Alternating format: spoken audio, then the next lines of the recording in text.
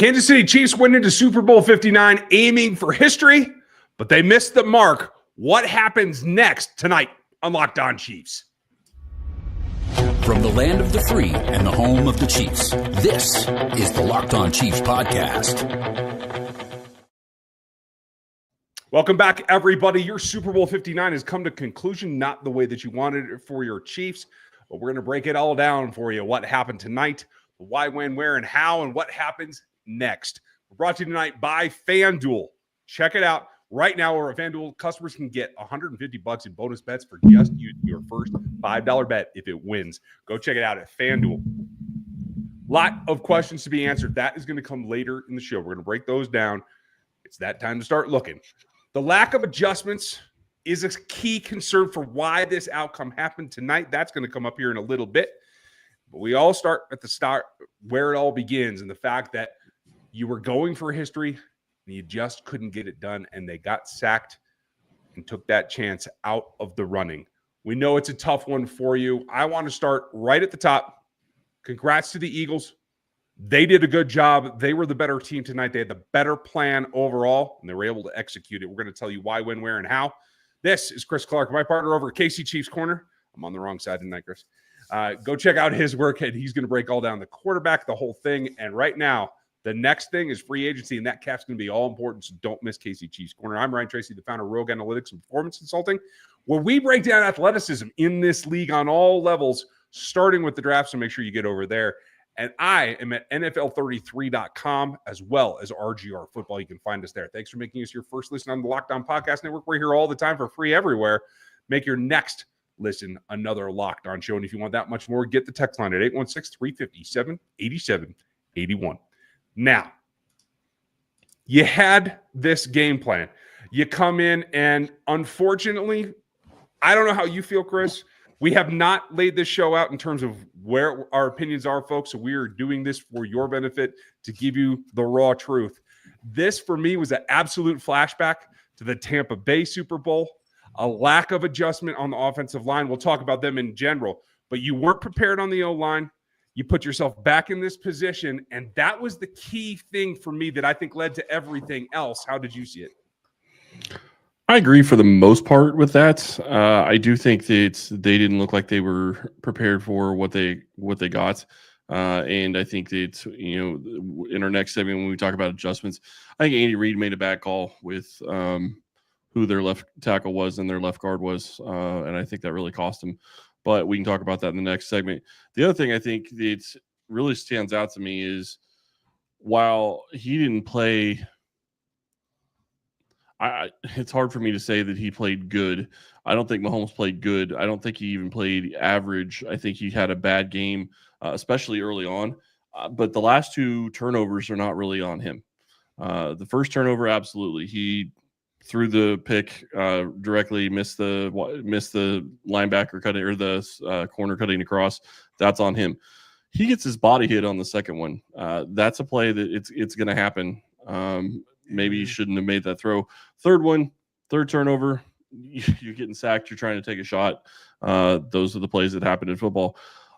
He didn't play well enough to win this game. But I do think that if I look at this as a glass half full type situation, the one thing that I will say that I'm looking at this is last time Kansas City had a Super Bowl like this, they made serious changes, and they ended up going to 3 of the next 4 Super Bowls. So while it didn't turn out the way that you wanted to this year, I do think that Veach is going to look at what happened, and there are going to be some major changes. I think I concur with that. We're going to outline those tomorrow and the next day, because don't you worry. Yes, the Super Bowl has ended this season. Next season starts tomorrow, and we will have it for you, whether it's free agency, the draft, the entire thing. Be prepared. We're here 5 days a week for you year-round. Don't miss it. After watching this game, I know 2 things for certain. One, Jalen Hurts plays his best football against the Kansas City Chiefs. I don't care when, where, or how it is. Absolutely. That's what he does. And number 2, Patrick Mahomes is the greatest quarterback of all time, yet he is still not good enough to overcome systemic failures within that offense that creep in too often. And what I mean by that is you were not prepared. And I'm not blaming Joe Thuney. Joe Thuney was overmatched at tackle tonight. They had 2 weeks to prepare. And unlike the Buffalo Bills, they decided to just ram pass rushers down his throat. It was bull rush after bull rush after bull rush. That pocket collapsed nearly from the first kickoff. That's not on Joe. Joe did the best that he could. He was playing out of position. I think he played so well, people forgot about that. I think that was a poor decision as well. Yeah, I do think that it's, and this is really honestly where I was going to go with the lack of adjustments. Andy Reid made a horrible call with having Thuney be the left tackle and continuing to be the left tackle. We can talk about that more in the next segment, but the reality is that you brought in DJ Humphries for a reason. They've seen him practice. They know where he is, so maybe he wasn't going to be ready to go, but you don't continue to run something out there that is getting Mahomes killed on a regular basis. The biggest problem in this game, 6 sacks given up. I think I saw 16 pressures, and the Eagles didn't blitz one single time. Not a single blitz. And they got 16 pressures and 6 sacks on Mahomes, plus a sack fumble. This is just preliminary data, but I pulled it up just before we started this show.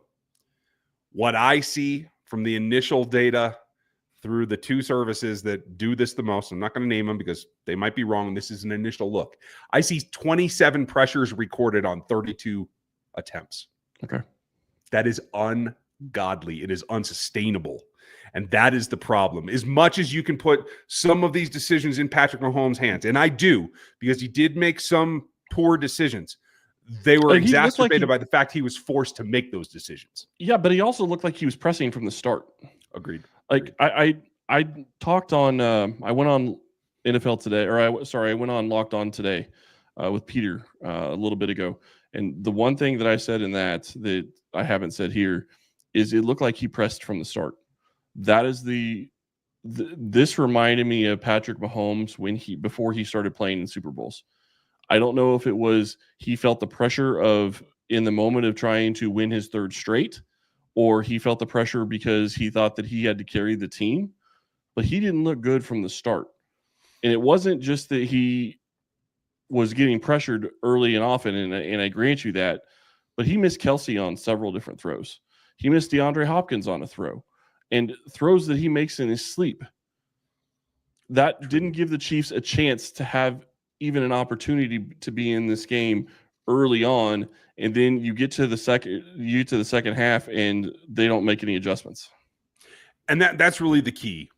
And it's more than just the left tackle. We're going to run down those adjustments that should have been made and what should have made them be made coming up next. As a small business owner, your work doesn't end when the clock hits 5. Your business is always on your mind, which means it's time to hire. You need a partner that works just as hard as you do. That's where LinkedIn Jobs comes in. When you clock out, LinkedIn clocks in. LinkedIn makes it free and easy to post for free on your profile with your network and get qualified candidates that you're looking for all in one place. So post your job. The new feature can even help you write job descriptions and then quickly get in front of the right people with deep candidate insights. And here's the pro tip. Add the hashtag hiring frame to your profile picture to double your reach to qualified candidates. No wonder 72% of small businesses say LinkedIn helps them find the high quality hires right away. Post your job for free at linkedin.com/LockedOnNFL. That's linkedin.com/LockedOnNFL to post your job for free. Terms and conditions do apply. Folks, make sure you like and sub and hit that bell and check out another Locked On show for your next listen, because everyone's going to have an opinion on this ball game. Good, bad, or indifferent. Everyone on Locked On will give you their thoughts tomorrow, so check out another Locked On show. Lack of adjustments. And I'm not saying that this was all in-game. I believe there was an attrition of the game plan that happened in these last 2 weeks. And I think part of that was because what was very evident to me, and I think you pointed out rather keenly, Patrick felt like he was pressing.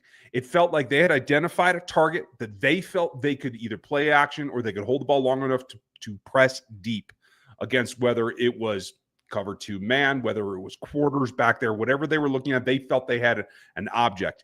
And in the first 15, that wasn't working. What did work against the Bills was the quick game, was the run game. They didn't go back to either of them. They stuck with what I felt was maybe a plan that wasn't diverse enough so that they could zig when they got a zag they weren't anticipating. Yeah, there was lots of different things that they didn't do in this game, and it's honestly the biggest adjustment that needed to be made. And I thought that they should have made this in the first half. Is you move Joe Thuney into the left guard position, and you put DJ Humphries or Kingsley Suamataia at that point at left tackle. You go with one of those two guys, and if you do that, I think it turns off the interior pressure that you were getting on a regular basis. I understand the thought process of you literally made a game plan of Thuney playing left tackle the entire game. You didn't have a plan of having Humphries out there. You didn't have a plan of Thuney playing left guard. I understand all that. But Caliendo was getting rocked so bad. And Thuney was getting rocked too, as you said, because he was getting bull rush, something that he's not built to set up for at left tackle. He doesn't have the length for it. He doesn't have the anchor for it when he's not in a phone booth.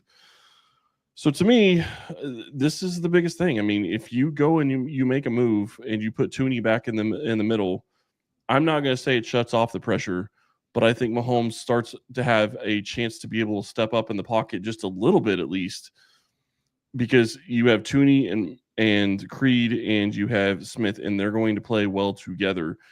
But you didn't never do that. You let Thuney continue to go out there. You let Caliendo go out there and get Patrick basically killed at multiple times throughout the game.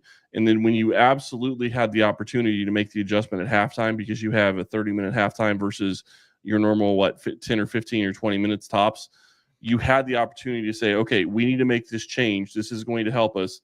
And they still didn't make the change. That's on Andy Reid. That's on the coaching staff. They need to get that addressed. And obviously, we'll have a lot of time to talk about free agents. There's going to be some left tackles out there that could possibly be free agents, or maybe Kansas City is going to try to draft somebody again. But they have to get that position figured out. And Thuney is going to be a guy that they got it figured out too, because he's got a $26 million cap hit. So I know we need to talk about the game, but there are going to be some what this game shows goes back to what you saw against Tampa Bay. The encouraging thing about this game is you saw plays from certain players that you didn't see in the Tampa Bay game. The Tampa Bay game, nobody other than Mahomes played well really the entire game. In this one, we could, and I know we don't want to talk about the positives necessarily, but Xavier Worthy to me is going to be a positive going into the next season. You finally saw what they've been trying to get to all season long, and they did it in. Say what you want, that is a good Philadelphia Eagles defense, and yeah, they might not have been ready for it, but that ball was on the money, and he finally made a connection with Worthy deep. And that was the first time that Xavier Worthy showed off the thing that he was brought here to do, which was to stretch through a defense and catch over his shoulder, because he can do that like no one else. He's an excellent tracker of the ball, and it was really nice to see that. I think the bigger thing to me was he was 8 for 8. He caught everything he was thrown. Nobody else on yards. Yeah, exactly. And I agree with you. That is definitely the ray of sunshine. I was going to leave that for the third, so we can come back to the happy side. No, that's all right. but it definitely stands out. And shifting to that, right? Sorry. Shifting to that could have come earlier. That adjustment could have been made. I also wanted to point out one other thing that maybe would have facilitated that a little bit more. The number is 3. 3 carries for running backs in the first half. 7 at the end of this ball game. A complete and utter abandonment. 10%. No, I'm sorry. I did the math wrong. 22%. 22% run call. Man, I made that a whole lot worse than it was. But that is still atrocious. Even in an Andy Reid offense who does go away from the run that we know of, that was just irreconcilable about trying to get back on track. I don't disagree with you, but the problem is they never had the opportunity to run the ball. Like, you go back to the first play of the game, they had their 1 first down in the first half. They didn't get another first down until the second half. And I don't know if it was the third quarter or the fourth quarter when they got their next first down. But as you know, I track all third downs. They didn't get a third down conversion for a first down until the fourth quarter. Yeah. That's how bad this offense was. Like, normally, and there have been games, I want to be clear, there have been games this season where the Chiefs have gone to where they only have maybe 5 or 6 third downs, and they're not doing very well on third downs, but it doesn't matter because they're never getting to third down. They're getting to first on first or second down. But in this game, they weren't doing that. They continuously got in third and long situations and could never convert.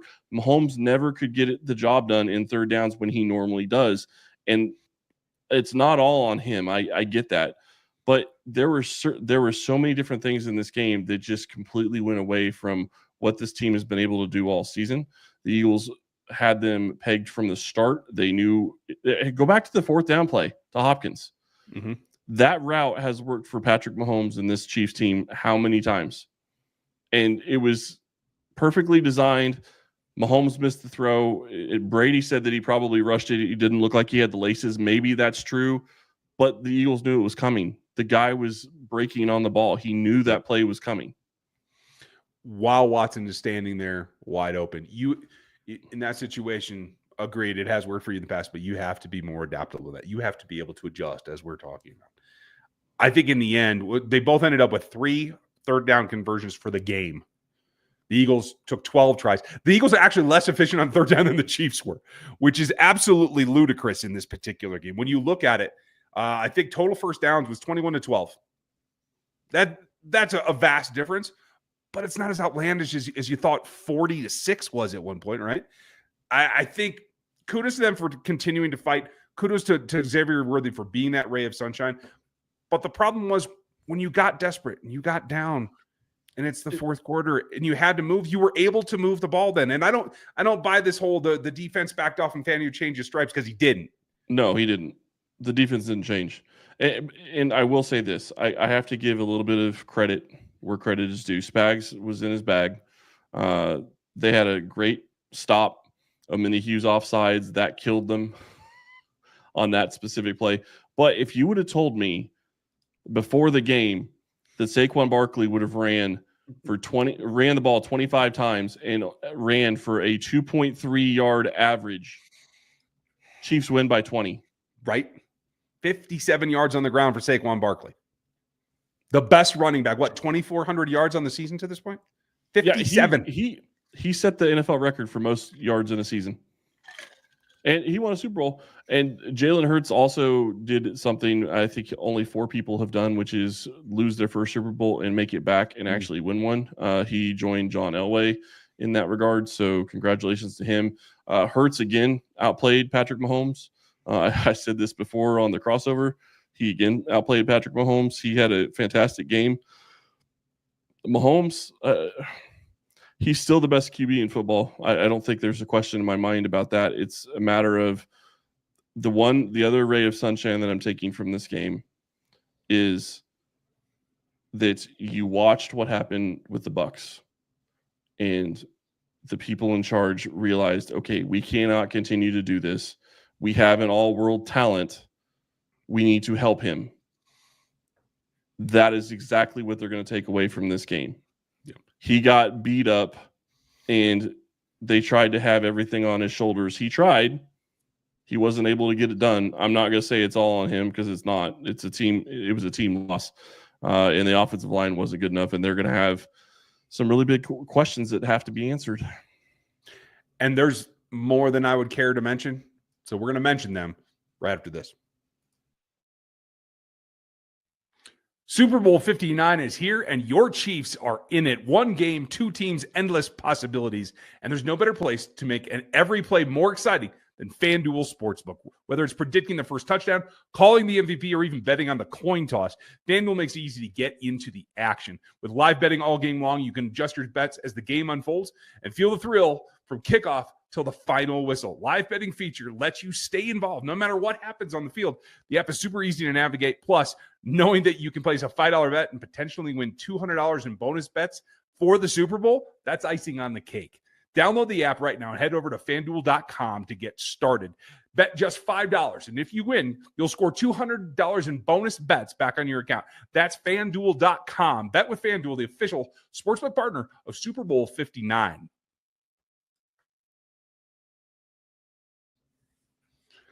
There's a lot of things that go into this, and we're going to break them down all next week and the week after that. We're going to get ready for free agency and the draft and starting this whole road back to a Super Bowl all over again because this team can do it. There are a lot of answers to questions right now. How they work out is going to be difficult, but I will tell you this. The defense has to be maintained as much as it can be, in my opinion, because two things. There's 6 scoring drives for the Philadelphia Eagles. Only 2 of them had to go farther than 50 yards. This defense was put in unsustainable positions most of the night and was able to answer until they finally broke down due to fatigue. It was a 2-to-1 ratio of ball control, 23 minutes to 37 minutes. It's just unsustainable when an offense cannot possess the ball long enough to give your defense a break. Yeah, and that was the story of the first half. Kansas City's offense was on the field for 3 and out, 3 and out, 3 and out, 3 and out. I mean, I guess they had 1 first down the first drive of the game, and then 3 and out pretty much from there until the fourth quarter. You know, going back and looking at this, the biggest question that has to be answered is what are they going to do on the offensive line? And maybe actually I take that back. That's not the biggest question. But the biggest question we're not going to get an answer to for a couple of days, because I don't think that he's going to make a verbal decision in the next couple of days, but maybe I'm wrong. There's rumors that Mr. Kelsey is retiring. We will see.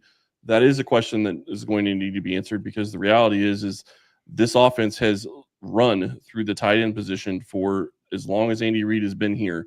If he is indeed retiring, that completely changes what you're going to have to be able to do on offense and changes what Patrick is going to be able to do on offense.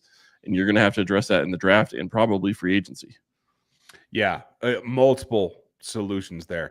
I'm not sure that I think that's the end result. I could be wrong.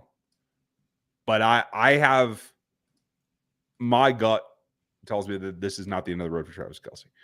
I agree with that. I'm just saying that it was out there that it was rumored. So I'll be curious to see. That's one of the biggest questions to me that needs to be answered. I agree. I think also the offensive line in general.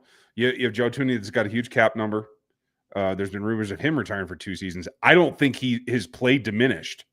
And obviously he's been lauded for what he's done at left tackle. Despite everything that happened tonight, again, I think Joe Thuney was put in a position that was unsustainable for him. Did he perform well? No, I can't say that, but I can't say that that's on him as well. This was mismanaged in my point. I've been saying for weeks, you need to put a tackle, and let Joe be the left guard. That's fine. But if there's any reason why he might consider retirement, we have to take that into consideration. There's the free agency pending for Trey Smith. There are a number of issues on this front line. Yeah, and Joe Thuney is, a guy that should play left guard and should be in a scenario where that's his position. He was voted team MVP because of how valuable they think he is. Mm-hmm. To me, that actually answers a question, because one of the questions I had going into this game was, is this going to be Joe Thuney's last game in Kansas City because of the cap number that you said? We've talked about this. It's $26 million. I can't see that he's playing on that next year. So they're going to have to get that addressed. Trey Smith being a free agent is going to also have to be addressed. How do they deal with that? And then you have Jawan Taylor, who is playing right tackle and is still guaranteed $20 million. So he's going to be here. And that's all before you have a decision that you have to make at left tackle, which is something else that needs to be answered. And all of that is just on the offensive line. That doesn't get into everything else. One of the other things that actually got answered tonight, though, is what can happen when they have a guy like Rashee Rice and a guy like Xavier Worthy on the field at the same time. Because Worthy took over a lot of what Rice did this season out of necessity, because he had to. And now you see he does have the ability in the NFL to get deep and track the ball well and catch the ball and be effective doing what they did.